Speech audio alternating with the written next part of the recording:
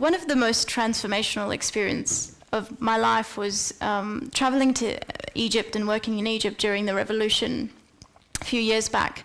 And I remember when I arrived in Cairo that day, the military had attacked a female protester, and the military, who were in charge at that point, also were systematically attacking women who were participating in protests and in the public space leading up to that point.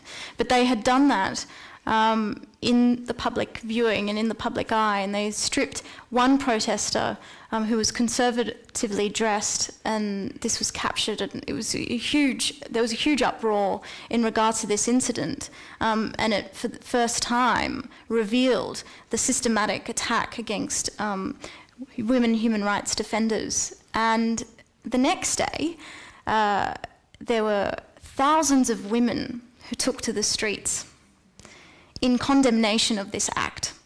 And that protest, that feminist march, was the biggest women's rights march that had taken place since a century ago in Egypt. And it was a historical occasion because women again demanded their right to participate in the revolution. And the revolution then became not only a political one, but a social one, a women's revolution as well. And women were raising their voices and demanding their right to participate in the public space, but also on a political level. So to go to your question, I think that there are certainly political barriers, also physical barriers that prevent women from participating. And it ranges from country to country, from developing world to developed world. There are a variety of barriers from social, cultural, economic and political.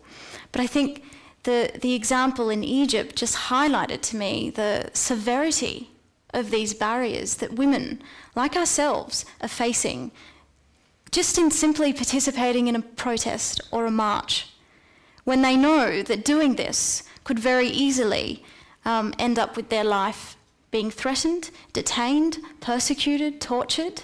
And it has, unfortunately, for many women in the Arab world who are now participating in the revolution and demanding their freedom and demanding their right to be heard and protected.